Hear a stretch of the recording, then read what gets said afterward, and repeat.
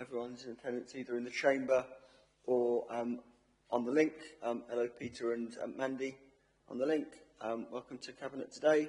So I don't believe there are any apologies for absence, bringing us to number 2 on the agenda. No apologies? No, because everyone's here. Declarations of interest then. Dennis.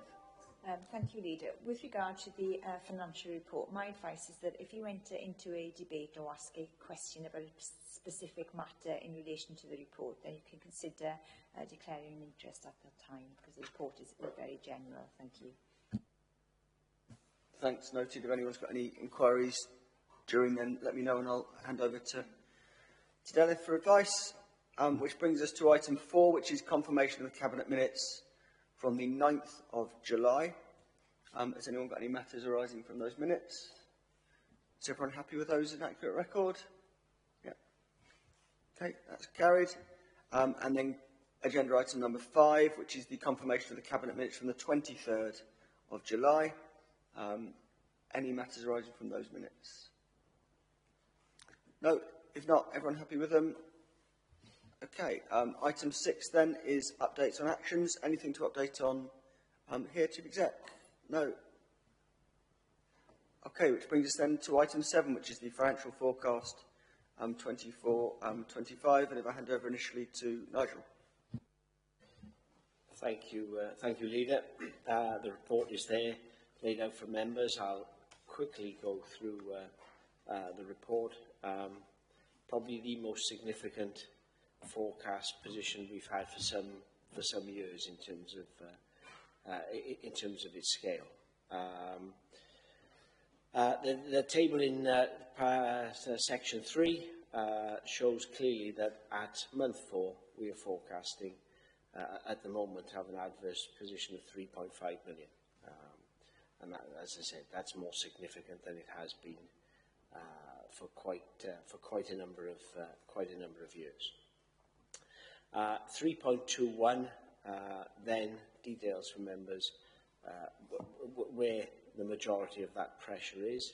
It's within children's services, which is showing an adverse variance of 3.2 million, and it's down to placement numbers and it's down to high cost placements.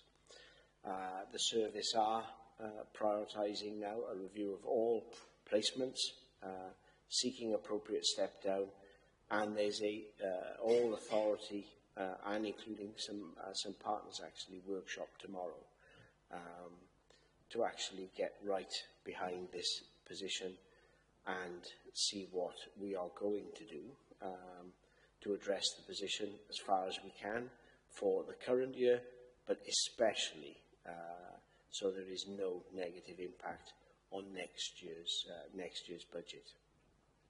And you will see further on in the report that there will be a report to October's Cabinet that details the outcome not just of that workshop but of the overall recovery plan to get this position back in line, not just for, as I say, for this year but for next year as well, and to protect the financial resilience of the Council.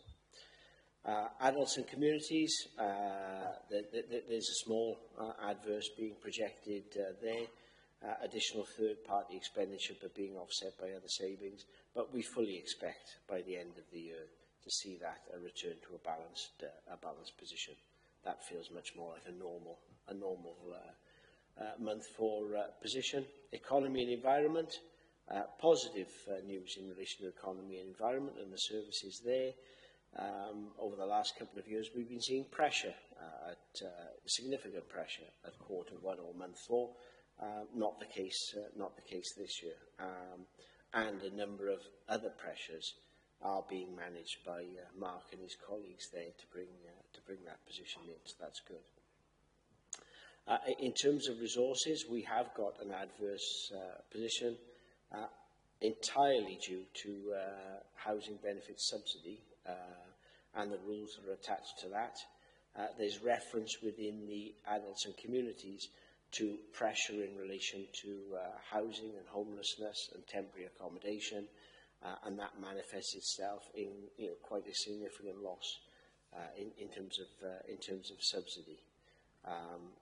Myself, Dave Leach, Simon Rose have been sitting down at the opening of Pearl House and other measures that are in place.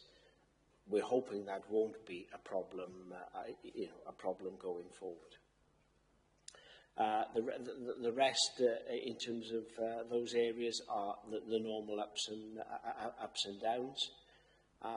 So, in 3.2.10, I do conclude that this is the most significant position we've had for some time, and as I said, Children's are fundamentally reviewing it, and it's a corporate issue that we will address as a corporate whole authority issue. All members of the leadership team will be there at the workshop tomorrow together with partners. It's a whole authority issue. It's not just for that service area. Obviously, given the scale of that, it's important that all other services maintain their financial discipline, and I will also be bringing another monitoring report back to October, which will not just include the latest monitoring position, but also any further measures I think that the authority needs to take to, partly mitigate the position. The mitigation forecast is there then in paragraph 3.3, and it's impacted by the same issues we've just talked about.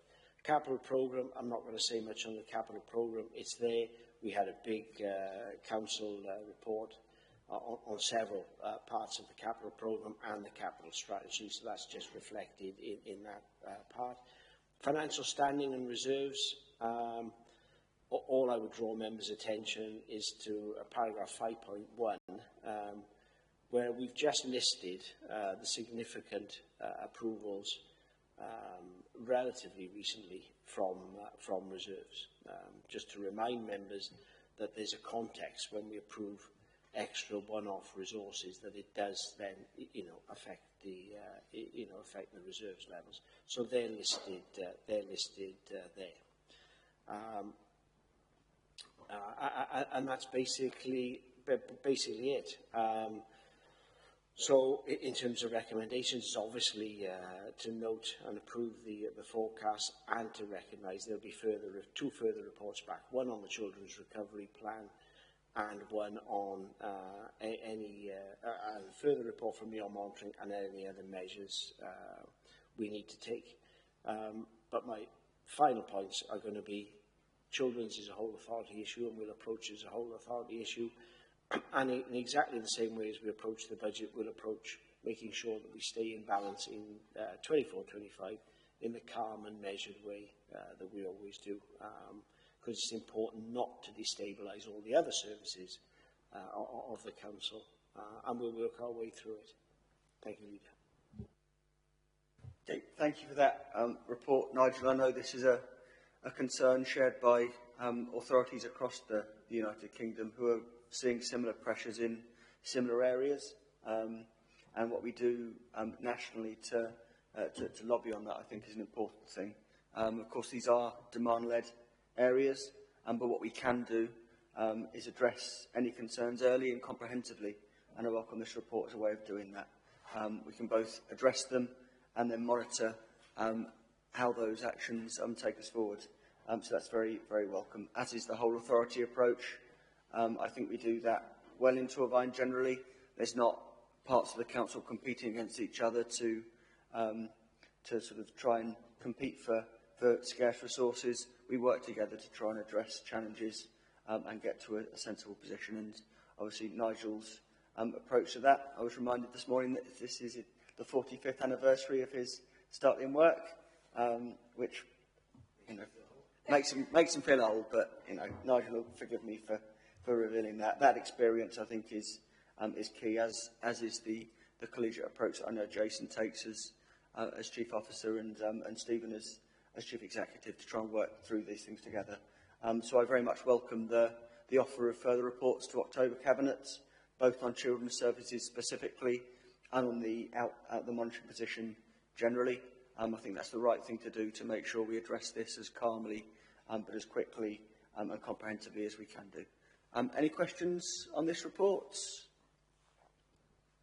Any questions? Sue. Thank you, Leader. Just with regard to table 3.32, can see a moderate level of potential non-delivery around those mitigations, and as yet the alternative proposals to be developed across all of the directorates. Really, other mechanisms other than that which you've discussed in terms of the workshop tomorrow for other directorates to identify alternative proposals? We will pick that up as part of the monitoring process now, in the run-up to the next monitor. We haven't been as focused on those alternative measures, given the significance within children's for this one, but we will pick those. Up. And as you know, we have got a good track record of delivering on all our mitigations. Great, and that is welcomed. Obviously, the table at 3.1, I believe it is, just draws attention to some of the context of these figures. Quite often these figures are taken out of context, but of course in the reality of a £232 million budget, even a sort of 1.2% variance comes up as a big figure, but that's something we can deal with, and this is just month 4, so that's the benefit of doing it at this stage of the year as opposed to later in the year as well. Any further questions? If not, the recommendations are at paragraph 6.1. It's recommended that Cabinet notes and approves, first of all, the initial financial forecast and actions outlined. Secondly, that a further report will be received at October Cabinet, outlining the Children's Services Recovery Plan. And thirdly, that a further report will be received at the October Cabinet, updating the monitoring position and outlining authority-wide measures. Are you all happy to approve the report? That's approved by all 6 members in the Chamber and 2 online. Thank you very much for that report, and that brings Cabinet today to a close. Thank you, Mandy and Pete, for joining online, and to everyone else in the Chamber. Take care.